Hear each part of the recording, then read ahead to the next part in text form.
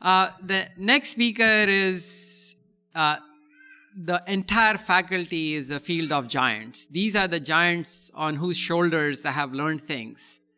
And Ivor Cummins is an engineer.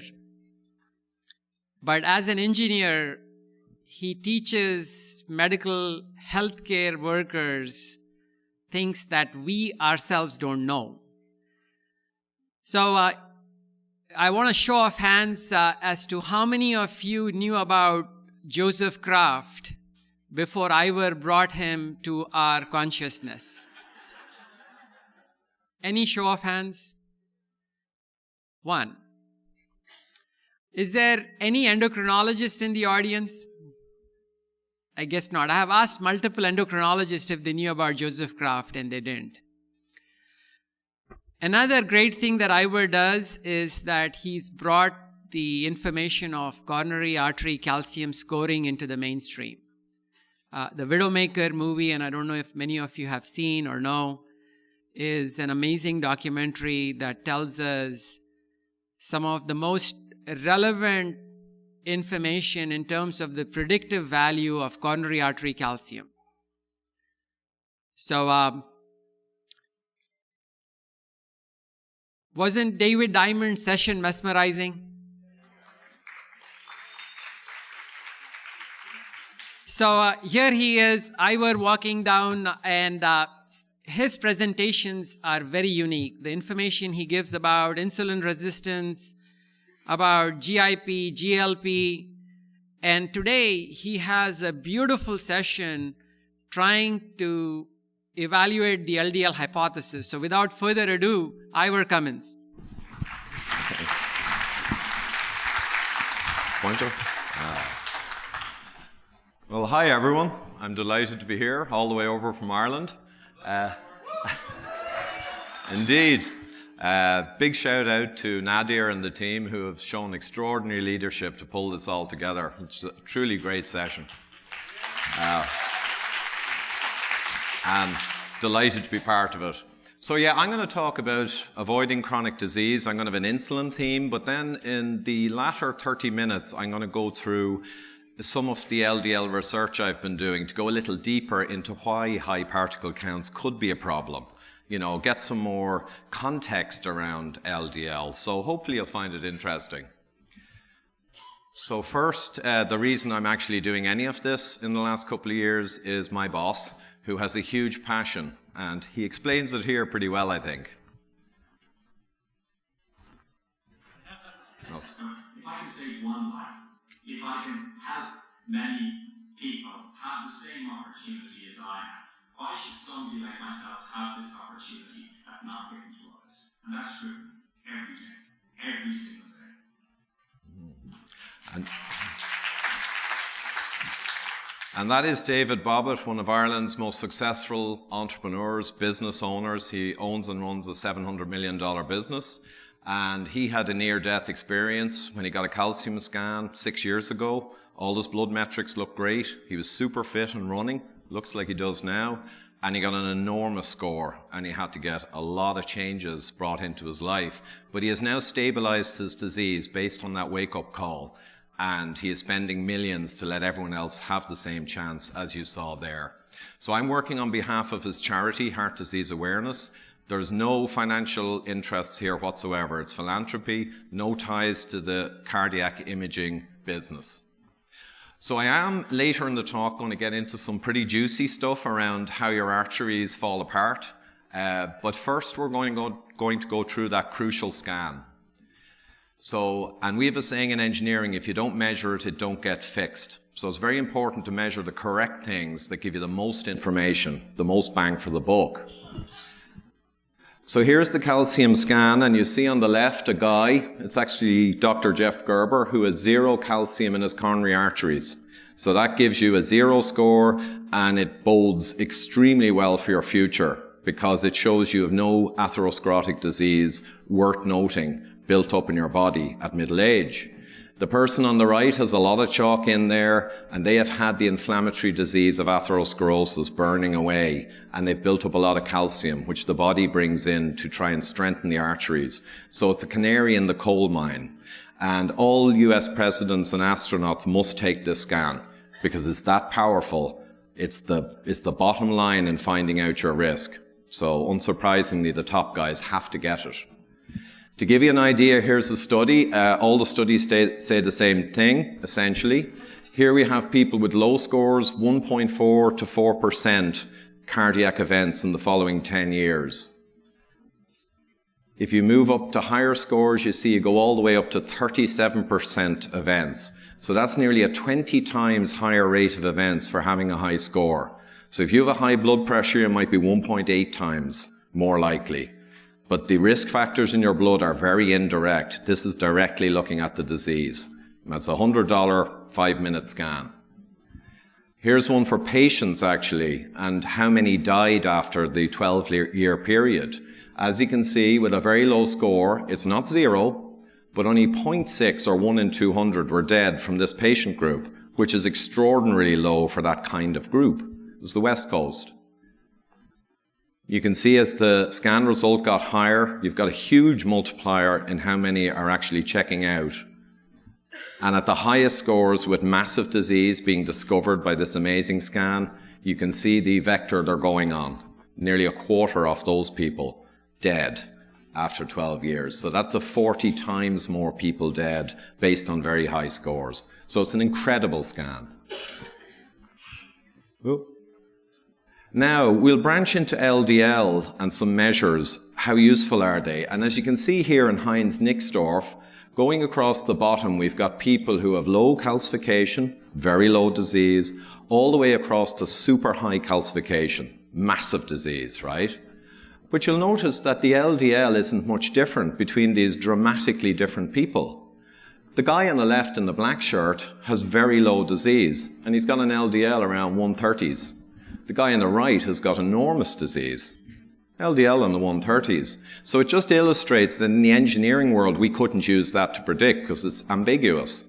So we'll go into more detail later. In this study, though, blood pressure and diabetes extent certainly were linear in dose response and predicted the higher disease. No measure is perfect, but these are pretty good. And one reason is type 2 diabetes is hyperinsulinemia, insulin resistance, and most blood pressure, idiopathic, where they don't know the cause, most of that links back to hyperinsulinemia and mechanisms around that issue. So a quick study here again, we'll see can you spot the important factors.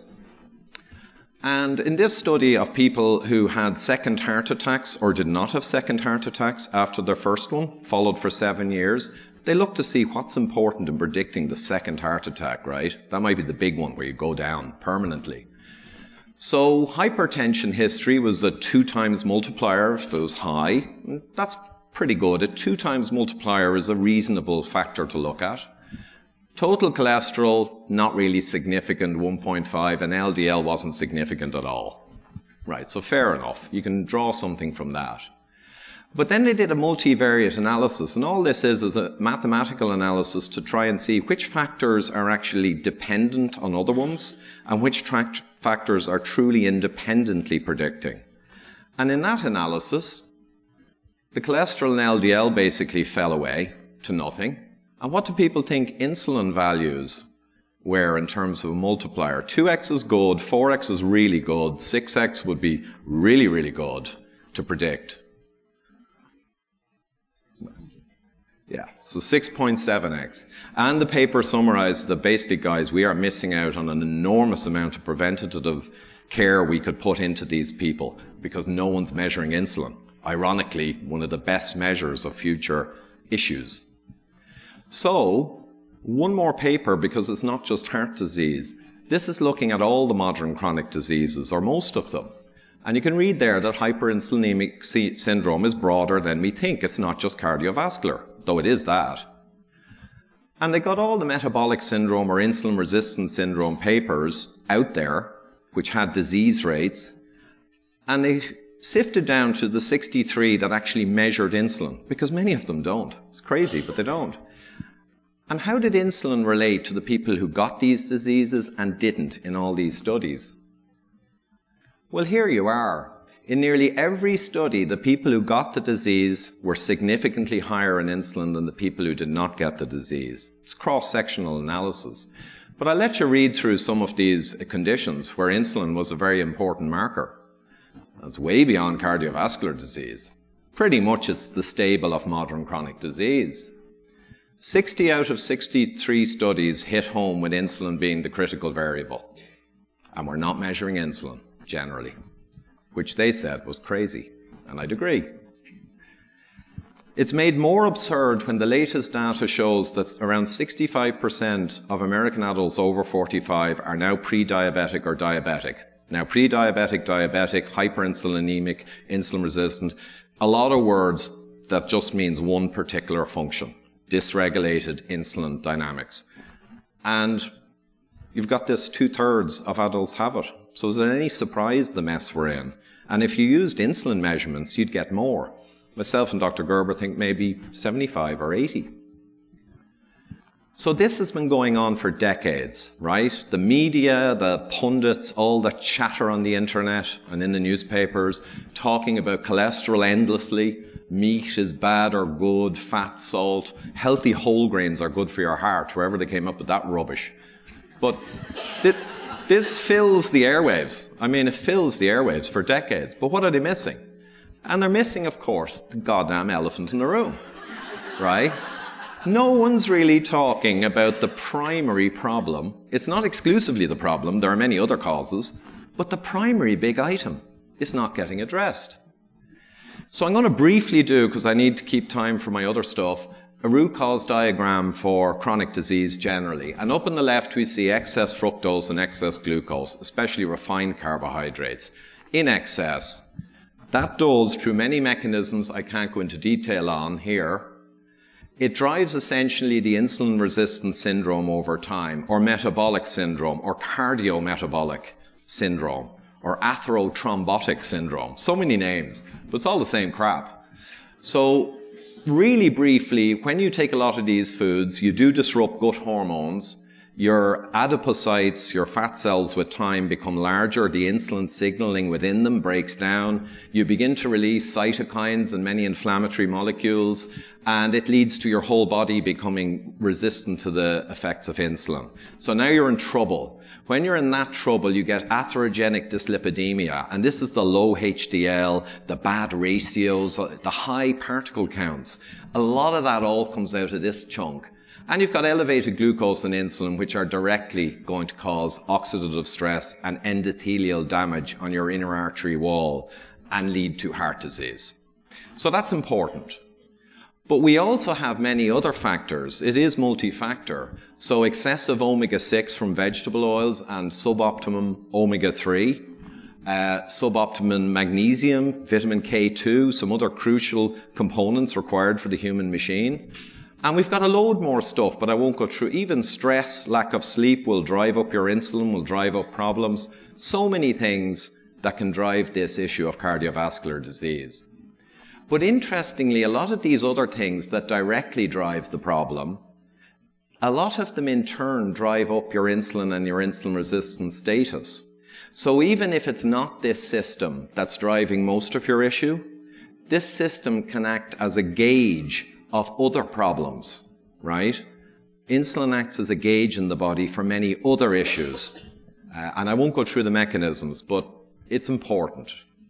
What if you have high LDL or high LDL particle numbers? We know now that the LDL from the old measurement is very weak, but the LDL particle count, counting the numbers of LDL particles, is a stronger risk measure.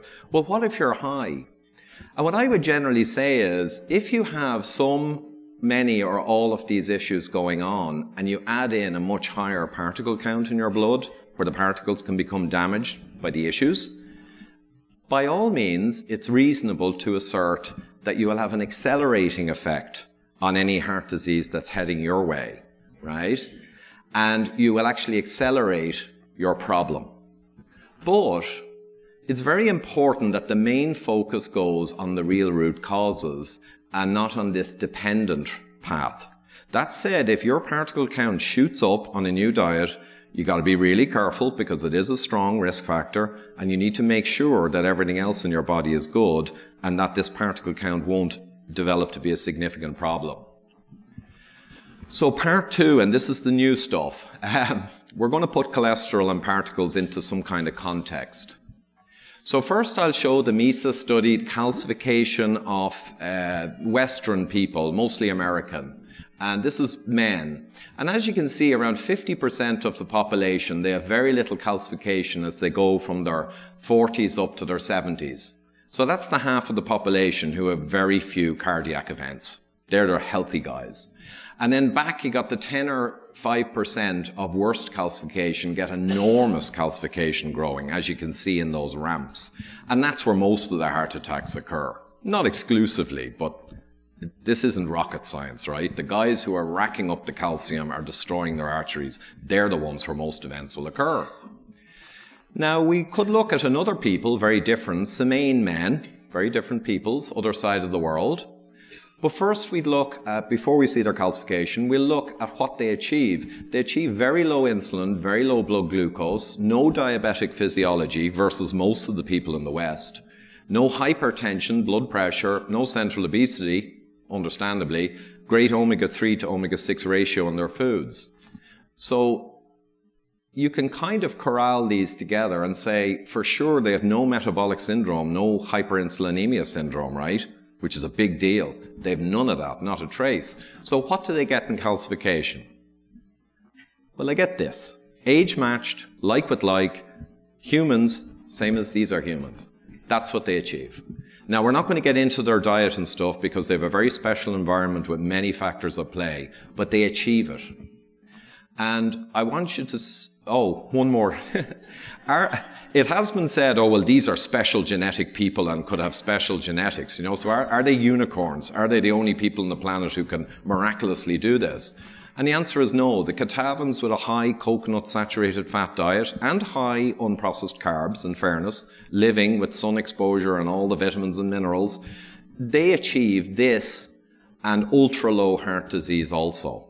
And they're a different genetic people. So the human machine can, in certain circumstances, be made extremely healthy. And most of it is what goes in the mouth.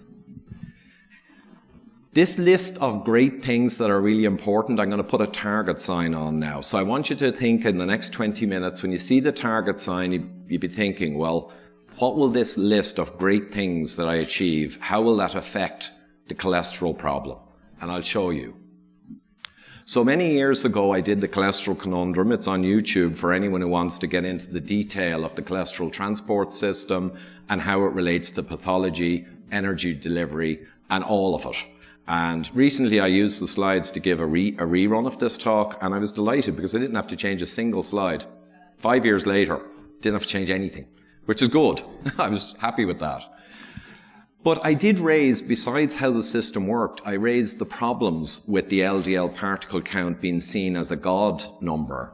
And you can see here from this study, for instance, high and middle total cholesterol over HDL ratio people, generally that means they're insulin resistant. It's a good proxy for insulin resistance. Well, for those people, going from low to high ApoB racked up their relative risk. And that makes sense. ApoB is quite a potent risk factor. However, you may have noticed that for the low ratio people who would be insulin sensitive and healthy, higher ApoB actually resulted in lower risk. So you can see this dichotomy, you might call it. You got to be very careful with ApoB particle numbers. Am I in that group or am I in this group? And not just using the ratio, but in general, using all the numbers. What group am I in? Because if you don't know what group you're in, you won't know what to do with it. So I went through a lot of papers in the last couple of months. This is my desk at home, putting it together. And I had to go to my podcast desk because I had so many papers printed out, I lost control. But a lot of paper, around 200 papers for the coming material. And they all did, in the end, dovetail together. So here is the atherosclerotic process. And what we're going to do is, we're not really... Oh, sorry. It did a jump. Just a sec. Come on back, baby. Yeah. So we're not going to go through the inflammatory cascade because it's very well established, the science, and we're pretty happy with that, and it's very complex. But I will say that the target list of things you need to get right will help hugely with this inflammatory cascade. What we want to focus on is the LDL hypothesis bit, that more particles will get into your artery wall and kick off this mess. That's the LDL, that's the kernel of the LDL hypothesis. But it's not so simple as they'll just get in, gradient, diffusion, they'll just go in there. If you have more of them, more will go in. That's not true. There are 3 layers of evolutionary design systems to not have LDLs go in willy-nilly. 1, 2, 3. The first is the glycocalyx, an extraordinary structure discovered 30 years ago. And the reason they hadn't discovered it in so long, it's these blue hair-like structures, you know, made of proteins, amino acids, and glucose. The reason they didn't find it was it's destroyed the moment you take it out of the body. It disappears. So they never actually knew it was there, but they did discover it then. And it has a sieving effect, and it manages particles and platelets, and it manages what systems and what inflammatory molecules can access the endothelium, the single cell layer at the inner wall of your artery down here. So it has a very important function that no one knew about. Then you've got the endothelial cells themselves. It's a single layer of cells locked together with tight junctions, and that really is the barrier to your artery wall. But then you've got the proteoglycans, which again are sugar-based structures that can trap LDL and other particles, hold them, oxidize them, get them engulfed, taken away to be dealt with, right? And if you overload them, you're probably going to have a problem, right? You're not going to be able to take them all away and manage them. You're going to get a build-up of inflammation. So they're the 3 layers. 1, 2, 3. But what we really want to know is what governs or determines or mediates or decides how this 3-layer leakage goes ahead. You could have very little leakage across the 3 layers, or you could have a hell of a lot. What decides that? Because that's a massive question. If you have higher LDL numbers, you've got to know what state this is in. That's fair. So the glycocalyx, let's take a look. Here it is in a high-resolution electron microscope picture, and it's basically like little hairs, as you can see there. And it keeps the inside surface slick, it protects the endothelial cells. The strands, believe it or not, move in the blood flow, and they act as mechanosensors. And they actually trigger nitric oxide release from endothelial cells based on how they sway in the blood flow. And a million things more. But I just thought I'd give you a feeling. This stuff, evolution wasn't messing around when it designed this layer. Put it that way. Here's a paper with a great title I got during my couple of weeks. Arterial glycocalyx dysfunction is the first step in the atherothrombotic process. Wow. That's a strong statement. And it was a great paper. And they made a lot of cases for this. So not the first step that LDL wanders across, you know, and opens a door it shouldn't and finds itself in the wrong room. No. This is the first step, they would say. So here's a group who are developing things to help the glycocalyx. I have no connections to them. The effect of a high-carb meal. Here's your normal glycocalyx. 2 hours later, 4 and 6 hours later.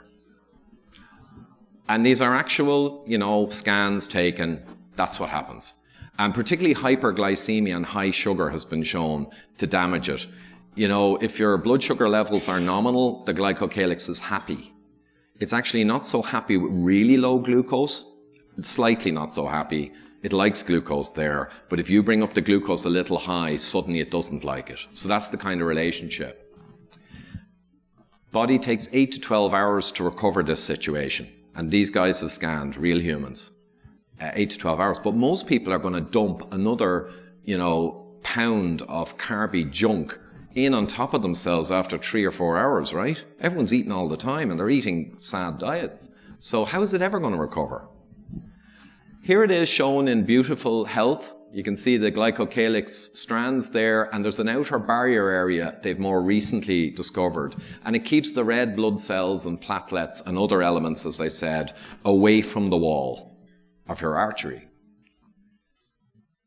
Oh, here's one in a rotten state. So you've been chugging Coca-Cola or smoking cigarettes or whatever you've been doing, right? And as we can see here, the LDLs have much more access to the endothelium, the LDL particles. This group did a great experiment. They said, well, what if we damage it in the lab, carefully damage it? What will happen? The rate of LDL internalization into the endothelial cells. How much bigger will it get if we damage this puppy? So they damaged it with neuraminidase, and they got 10 times more LDL getting into the endothelial cell. And that was impressive. But then they went for gold, and they said, hey, what if we hit it with like cationized copper? Or ferritin? What if we really kill it? So they did. They used ferritin, and they got it down and measured to 5% of its previous thickness. And they said, right, this is really stripped. And they got 20 times the LDL getting down into the endothelial area and going into the cells. So that illustrates the importance of your glycocalyx. You got to respect your glycocalyx, guys. Big time. So the other papers I have broadly, high sugar standard American diets will do this. Hypertension and hypertension-related signaling molecules do this. Oxidative stress, sure, oxidized LDL, but not native LDL, interestingly. Smoking blows away your glycocalyx. That's one of the big problems with smoking. Arterial morphology. Atheroma and atherosclerotic plaques occur in very focal areas at branch points of arteries, and they've always been wondering why. One of the reasons is it looks like at those points they've been looking at the thickness of the glycocalyx, and it can be 60% or more thinner right at the branch points for reasons I won't get into. But there are papers now saying, hey, that's probably one of the reasons for the focal problem. And very briefly, ischemia perfusion. When you do operations on people, you bring in oxygenation, and you can get rapid atherosclerosis in the segments that you've replaced. Very rapid. And now there's papers tying that to the destroyed glycocalyx in the days and weeks following the operation is probably the major reason for what? For the accelerated atherosclerosis at those points, right? It's this important. Again, there's our target list. If you're doing all these things right, you know, you're going to have way less of this problem. Layer 2, the endothelium, gets a bit heavy here. So here's an endothelial cell, you know, happy camper, and here's the junction, tight junction with the next one, and they form a barrier. Here's your lumen, or the core of your artery, the red blood cells going by, and here's all your little happy LDLs, you know, bubbling around in your blood. I'll first go through endocytosis, because there were podcasts recently talking about this, and I wanted to clarify. Brown and Goldstein won Nobel Prizes. They discovered the LDL receptor.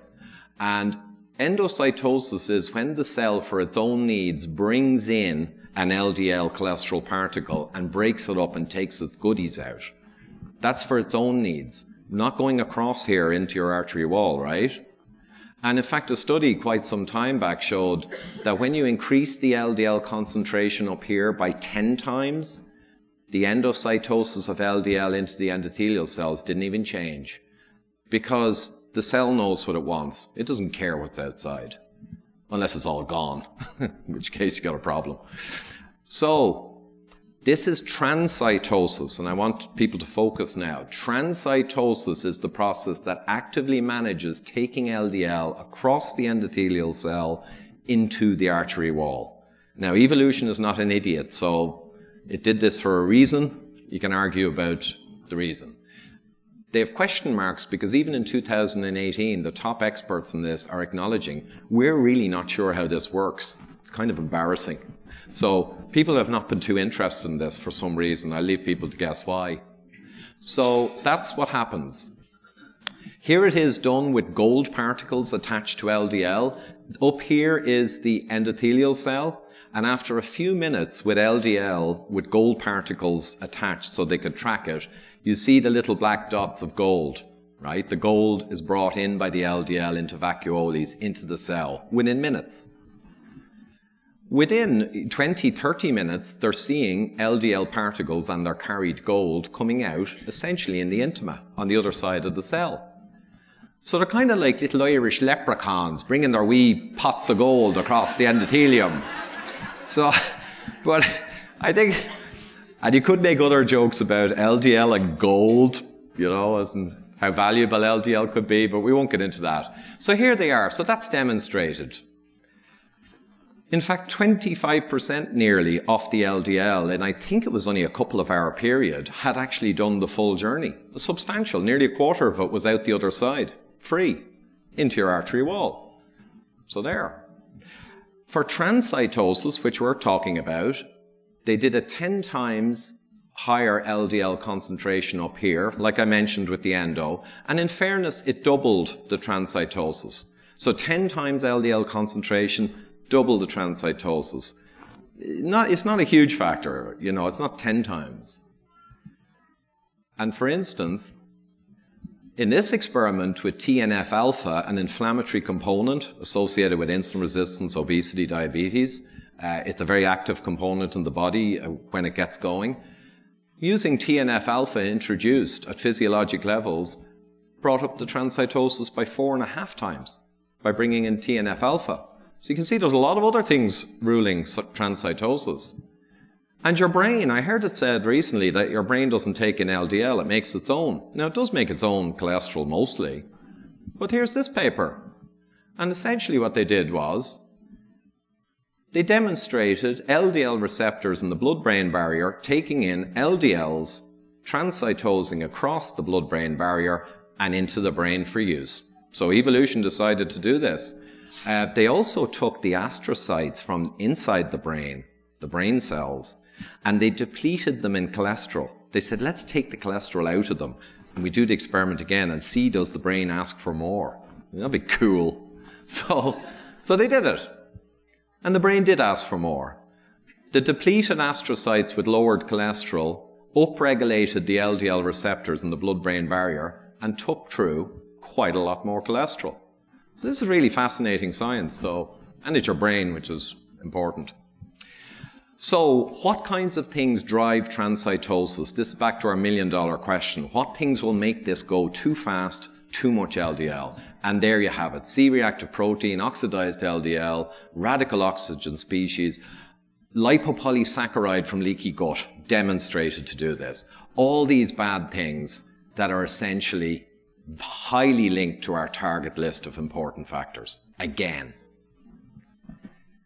Last one, paracellular transport. Doesn't even end here. Paracellular transport is the leakage of LDL particles through the tight junctions between the endothelial cells and getting into your arterial wall. And you can have macropores too. There's tons of science on this out there. It's just hard to find. These tight junctions are exotic, 3 layers of ultra-exotic junctions to keep them tight, but they do break down and they do get damaged. So one thing again, TNF-alpha, inflammatory component. They introduced that and they got 4.5 times more permeability through this path, right? We saw it with transcytosis, also here.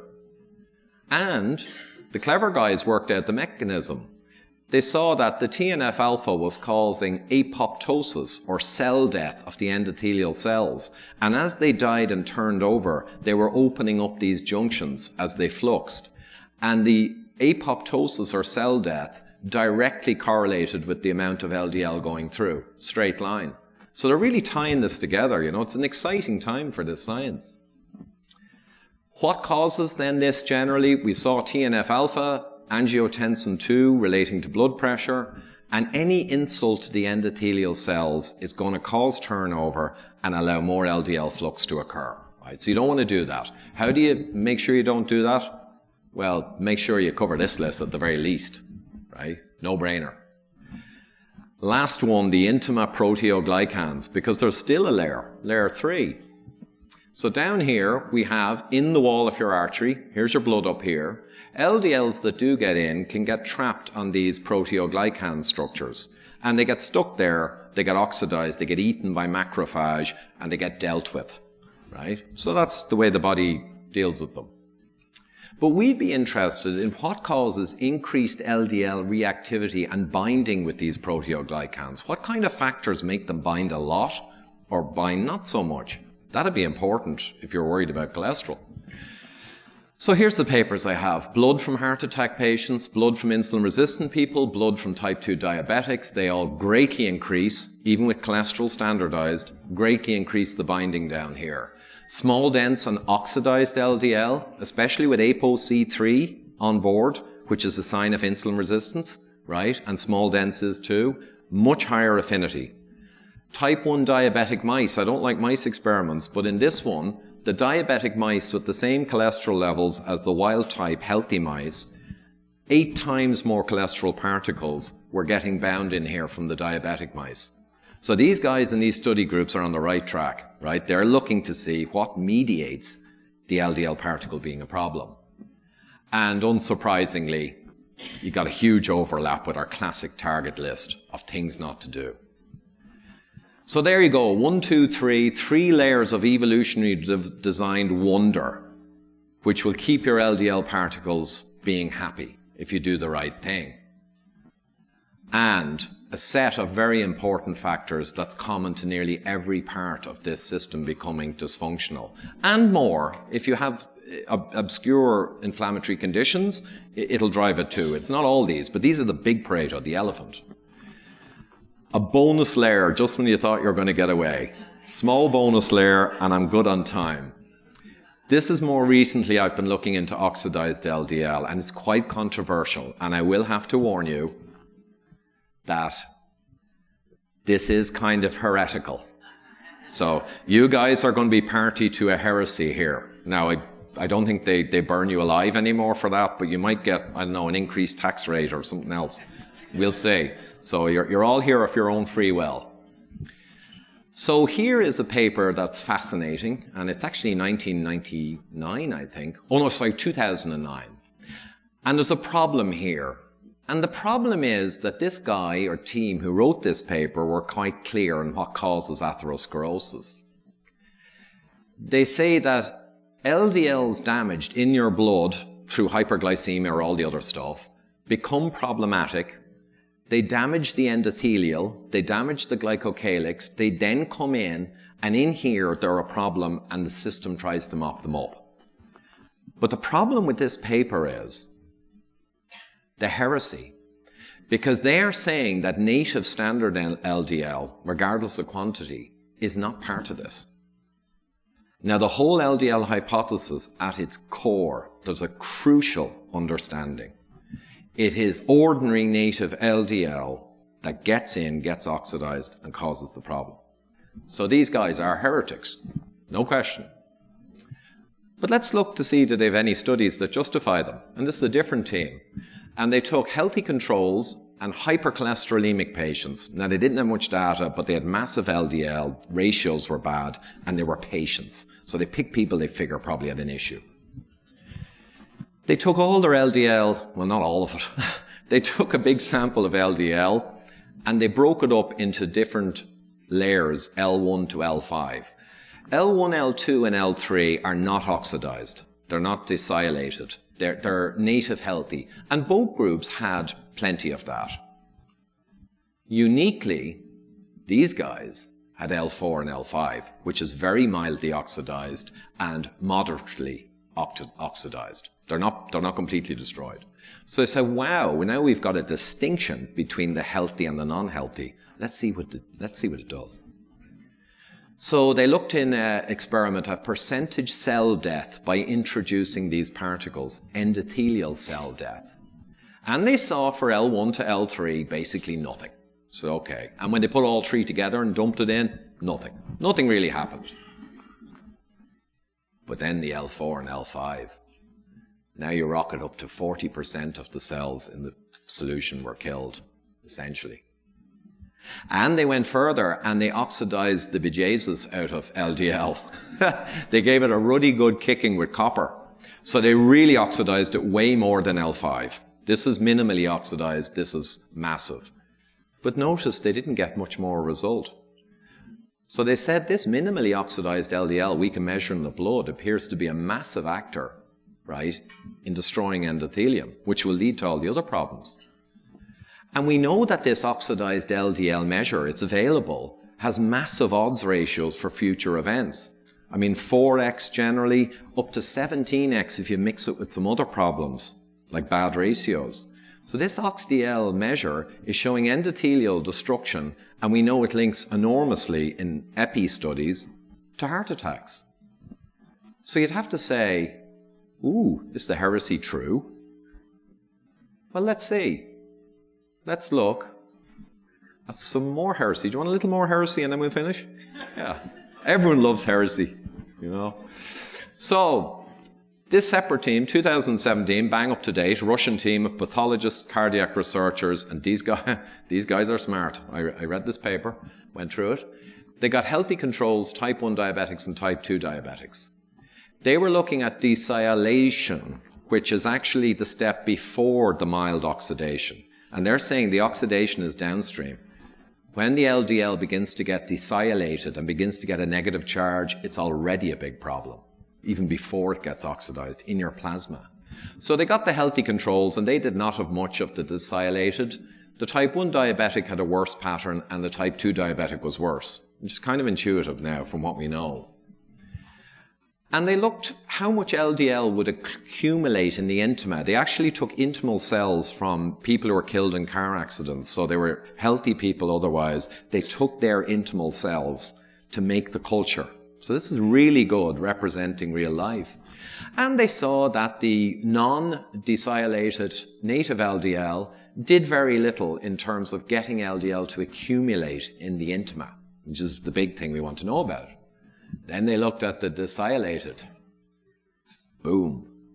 So now you're seeing a hugely increased accumulation of LDL down in that wall based on the mild oxidation or desylation of the LDL. And again, this is happening in the plasma, in your blood, based on what you eat, based on what you do. It's not going into the wall and getting damaged.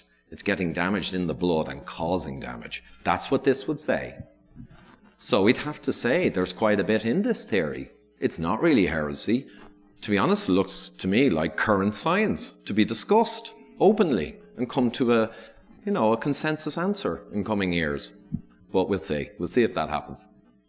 So layer 1, 2, 3, and we show that the big things you need to worry about mediate and govern a huge amount of all of these 3 layers of whether the LDLs being higher really transcends into a pathological problem.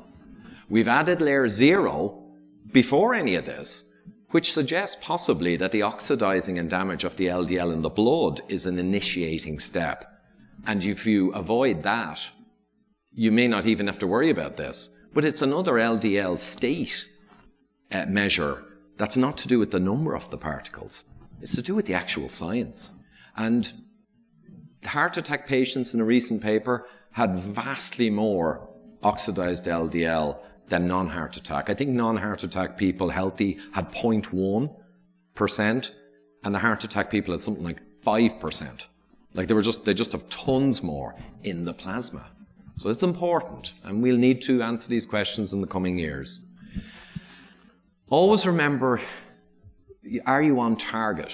Because these things here aren't just helping you in many, many myriad ways. They are actually targeting the various layers that enable the high particle count to be a problem.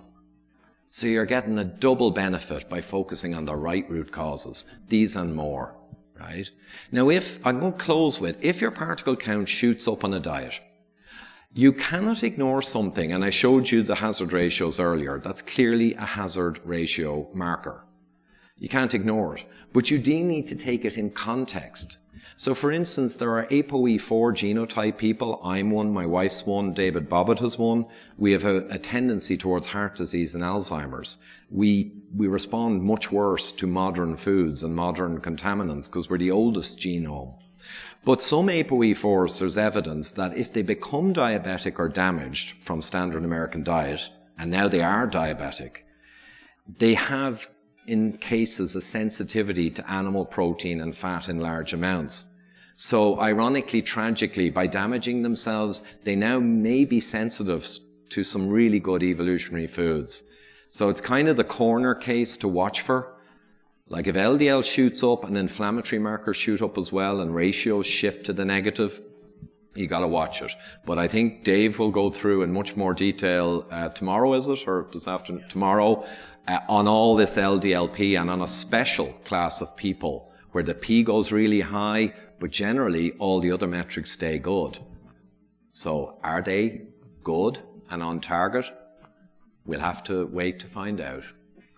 So that's it. Hopefully it helped.